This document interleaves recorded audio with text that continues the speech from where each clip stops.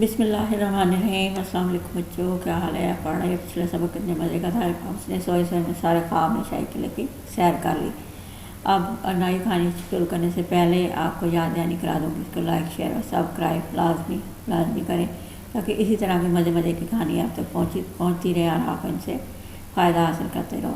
کہانیاں بچوں غور سے سنا کرو، اس میں بہت سارے سبق بھی ہوتے ہیں، صرف یہ کہانی ہی نہیں ہے، اس کو آپ پڑھو گے تو آپ کو سمجھ بھی آئے گی، بہت ساری نالج ملے گی۔ چلیں سبق کی طرف آتے ہیں۔ پرچم کی کہانی، نانی اماں کی زبانی۔ پرچم کیا ہے؟ فلیگ، جھنڈا جو ہمارے ملک کا بھی ہے، اس کو آپ کو پتہ ہی ہے سب کو۔ نانی اماں کی زبانی یعنی نانی اماں اس کے بارے میں بتا رہی ہیں۔ اس کے خاص الفاظ: مصوری، تعجب، شناخت، انتہا۔ صدف کو رنگ برنگی تصویریں بنانے کا بہت شوق ہے۔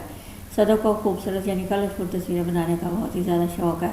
ہر سال یوم آزادی کی تقریب پر صدف کے اسکول میں مصوری کا مقابلہ ہوتا ہے۔ جیسے بچوں آپ کے اسکولوں میں بھی ہر سال کوئی نہ کوئی اینول ایونٹ ہوتا ہے، کچھ نہ کچھ اس میں مقابلے ہوتے ہیں اور جس میں سارے بچے پارٹیسپیٹ کرتے ہیں۔ تو اس ہر سال کی طرح یوم آزادی کا وقت تھی جب ہمارا 14 اگست جس دن پاکستان بنا تھا، اس پہ ان کے اسکول میں بھی ایک تقریب ہے جس میں صدف نے مصوری یعنی تصویریں بنانے کے مقابلے میں حصہ لینا کا ارادہ کیا۔ مقابلہ ہوتا ہے۔ اس سال صدف نے فیصلہ کیا کہ وہ پاکستانی جھنڈے کی تصویر بنا کر مقابلے میں حصہ لے گی۔ تو اس سال صدف نے بھی یہی ڈیسائیڈ کیا کہ وہ پاکستانی جھنڈے کی تصویر بنا کر اسی مقابلے میں حصہ لے گی۔ جب شام کو صدف تصویر بنانے بیٹھی تو اس کی بڑی بہن عائشہ اور نانی میں بھی اس کے کمرے میں آ گئی۔ یعنی جب اب شام کو اس نے کوشش کی کہ پاکستانی جھنڈے کی تصویر بنائے تو اس کے کمرے میں اس کی بہن جس کا نام عائشہ اور نانی اماں بھی اس کے کمرے میں آ گئی۔ یعنی وہ دونوں بھی آ کے تصویر دیکھنے لگی۔ عائشہ تصویر دیکھ کر بولی، صدف تم نے جھنڈے کی تصویر صحیح نہیں بنائی۔ اب عائشہ اس کی بہن ہے، اس کو بتا رہی ہے کہ تم نے اس کی فلیگ کی تصویر ٹھیک نہیں بنائی، تمہارے جھنڈے کی شکل چکور ہے۔ یعنی اس کی غلطی بتا رہی ہے کہ جھنڈے کی شکل چکور ہے، یعنی 4 کونوں والی برابر کے اس کے ساری سائڈیں برابر ہیں، یہ صحیح نہیں ہے۔ جھنڈے کی لمبائی اور چوڑائی برابر نہیں ہوتی۔ اب اس نے اس کی غلطی کا کیا نکالا کہ اس نے کہا کہ یہ اس کی لمبائی چوڑائی برابر نہیں ہے۔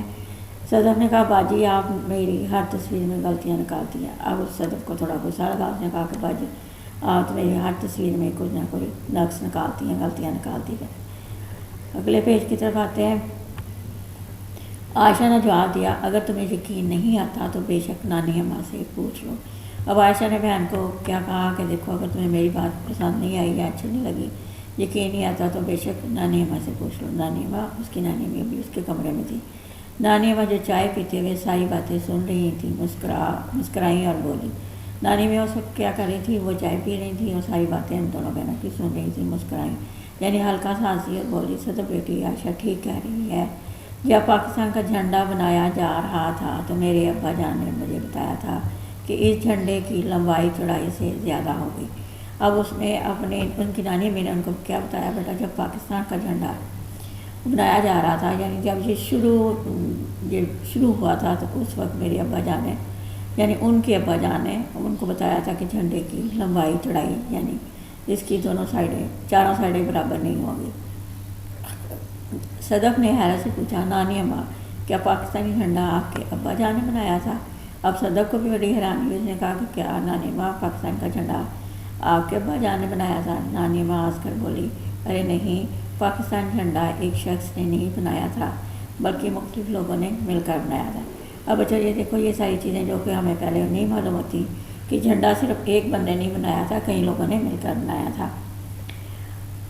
یہ سن کر عائشہ نے تعجب سے پوچھا، مگر نانی اماں یہ اتنا آسان کام اتنے سارے لوگوں نے مل کر کیوں کیا؟ اب عائشہ جو تھی اس کی بڑی بہن، وہ اس کو بڑی حیرانی ہوئی، تعجب ہوا۔ اس نے نانی اماں سے پوچھا، یہ اتنا آسان کام ہے اور اتنے سارے لوگوں نے مل کر پھر کیوں کیا؟ نانی اماں بولی، بیٹا جھنڈا ملک کی شناخت ہوتا ہے، یعنی یہ جھنڈا جو ہوتا ہے صرف جھنڈا ہی نہیں ہوتا، ہمارے ملک کی پہچان ہوتا ہے۔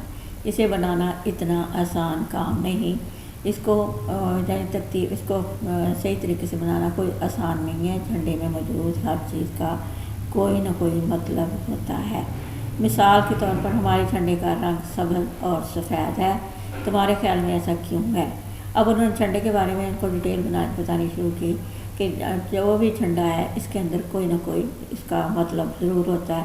اس مثال کے طور پر انہوں نے کہا ہمارے جھنڈے کا رنگ سبز اور سفید۔ یہ آپ نے بھی اپنے جھنڈے کو ذرا غور سے دیکھو کہ ہمارے جھنڈے کا کلر کس طرح سے ہے۔ جھنڈے کا رنگ سبز بھی ہے اور سفید بھی ہے۔ اور انہوں نے کہا کہ تمہارے خیال میں ایسا کیوں ہے؟ صدف بولی مجھے معلوم نہیں، میں ہمیشہ سے سوچتی ہوں کہ ہمارے جھنڈے کا رنگ لال یا پیلا کیوں نہیں ہے۔ اب اس کے بھی دماغ میں یہ بات آ رہی تھی، وہ کہہ رہی تھی ہمارے جھنڈے کا رنگ جو ہے نا صرف لال اور پیلا کیوں نہیں ہے۔ نانی اماں نے دونوں کو سمجھایا ہمارے جھنڈے کا 3/4 حصہ۔ اب نانی اماں نے کیا بتایا کہ ان کے 3/4 یعنی 3 حصے، ایک چیز کے 4 حصے کر لیے جائیں تو اس کے 3 حصے جو وہ سبز ہیں اور 1/4 سفید ہے، اور 1/4 یعنی صرف ایک حصہ سفید ہے۔ جھنڈے کو آپ جو غور سے دیکھو اور آپ کو بھی پتہ چلے گا کہ 3 حصے تو سبز ہیں اور ایک حصہ سفید ہے۔ ہمارے جھنڈے میں موجودہ سبز رنگ مسلمانوں کی نمائندگی کرتا ہے، یعنی ہمارے جھنڈے کے اندر یہ جو سبز رنگ ہے کتنے اس کے حصے ہیں یعنی 3 حصے، وہ مسلمانوں کی نمائندگی کرتا ہے، یعنی یہ بتاتا ہے کہ اس ملک میں اتنے مسلمان رہتے ہیں، اور امن و سکون کی نشاندہی کرتا ہے۔ اور یہ بھی اس کی نشاندہی کیا کرتا ہے، یہ بتاتا ہے کہ ہمارے ملک میں ہر طرح کی آزادی، ہر طرح کا امن ہے اور سکون ہے، جبکہ سفید رنگ دوسرے مذاہب کے لوگوں کے لیے ہے، جبکہ دوسرا سفید رنگ جو ایک حصے پر مشتمل ہے وہ دوسرے مذہب جو ہمارے سکھ ہیں، عیسائی ہیں، ہندو ہیں یا اس طرح کے اور بھی لوگ مذہب ہیں، ان لوگوں کو کی یہ نمائندگی یعنی بتاتا ہے کہ ہمارے ملک میں اتنے دوسرے لوگ آزادی سے رہتے ہیں۔ یہ رنگ ہمیں بتاتا ہے کہ دوسرے مذاہب کے لوگ بھی پاکستان میں آزادی کے ساتھ رہ سکتے ہیں، یعنی اس کا مطلب یہ ہے کہ یہ جو رنگ سفید ہے اس کا مطلب یہ ہے کہ پاکستان میں باقی مذہب کے لوگ بھی اپنی مکمل آزادی کے ساتھ رہ سکتے ہیں، کیونکہ یہ ان کا بھی وطن ہے، کیونکہ وہ جہاں رہتے ہیں تو ظاہر ہے ان کا بھی وطن ہے، ان کا بھی اپنا ملک ہے۔ عائشہ نے نانی ماں سے پوچھا جھنڈے میں سفید چاند اور ستارہ کیوں بنائے گئے ہیں؟ اب جو اگلا کوشچن یہ نانی ماں سے پوچھا عائشہ نے کہ اس میں چلے کلر تو ہو گیا کہ سبز رنگ میں زیادہ مسلمان ہیں اور سفید رنگ میں دوسرے مذاہب ہیں، لیکن اس میں بھی چاند اور ستارہ، آپ نے جھنڈے کو غور سے دیکھو تو اس کے اندر چاند اور ستارہ بھی ہے، تو نے پوچھا یہ کیوں بنائے گئے؟ نانی اماں نے بتایا چاند ترقی کو ظاہر کرتا ہے، ستارہ علم کی روشنی کو ظاہر کرتا ہے۔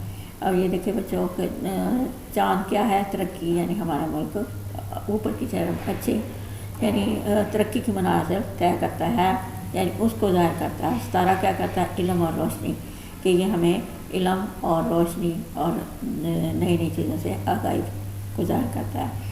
چاند ستارہ یہ ظاہر کرتے ہیں کہ پاکستان ایک ترقی پسند ملک ہے جہاں تعلیم کو بہت زیادہ اہمیت حاصل ہے۔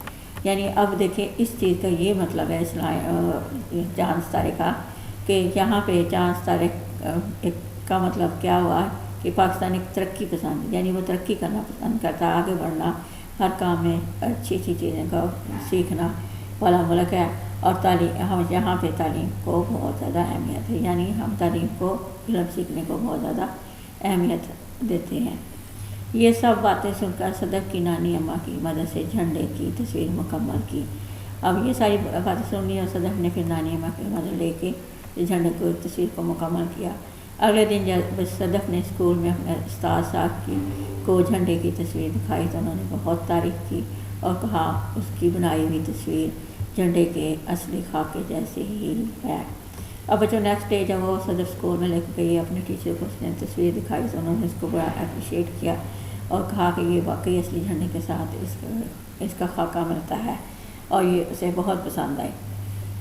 انعامات تقسیم ہوا تو صدف کو پہلے انعام کی حقدار قرار پائی، اس کامیابی پر بہت خوش ہوئی۔ جب جو انعام دینے کا وقت آیا تو اس میں جب پتہ چلا کہ صدف کو پہلا انعام یعنی فرسٹ پرائز ملا تو وہ اپنی کامیابی پر بہت زیادہ خوش ہوئی۔ جب بھی کسی کو انعام ملتا ہے تو بچے زیادہ خوش ہوتے ہیں، لیکن یہ اس میں اب جو کچھ چیزیں جو آپ لوگوں کو بتائی گئی ہیں، سبز سفید ستارہ اور چاند اور یہ سارا کچھ، اس کو آپ نے بھی اچھی طرح سے دماغ میں ذہن نشین کر لینا ہے۔